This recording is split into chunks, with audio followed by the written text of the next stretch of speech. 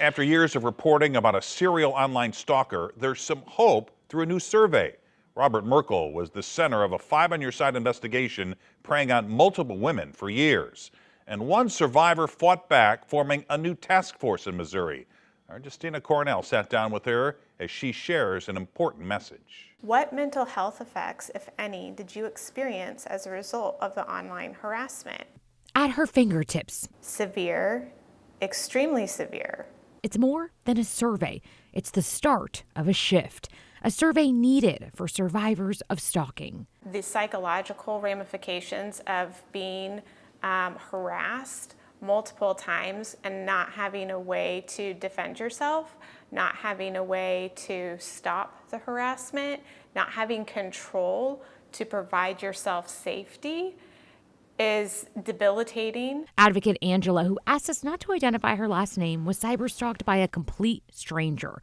Robert Merkel was an IT engineer who had no criminal history at the time. They were threats to my life. They were threats of rape, and they were very detailed and very disturbing.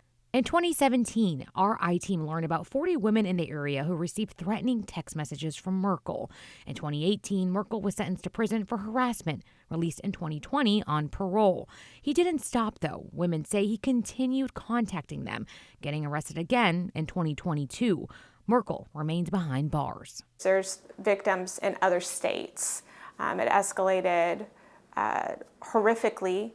Angela faced the flaws when trying to protect herself. Even filing an order of protection became a nightmare.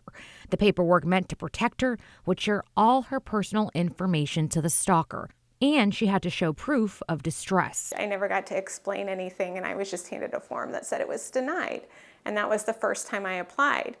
It took 5 years to get the courage to apply again.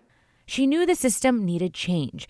Angela connected with former Senator Jill Shoup and created a bill to form the Stop Cyberstalking and Harassment Task Force. Now they've built a survey. What are the needs for victim advocates? What are the needs for law enforcement? What are the needs as far as public awareness and education regarding cyberstalking and harassment? Task Force Chairperson Mark Krakowski is a retired law enforcement officer in St. Louis. I think one of the biggest gaps that I personally saw over the years when stalking wasn't really being charged, we missed the opportunity to charge stalking, especially in those cases when domestic violence was involved. Their survey's goal is to fill the gaps. Sometimes victims feel that they don't have a voice, and this survey is a really good opportunity to give those individuals the opportunity to share their experience.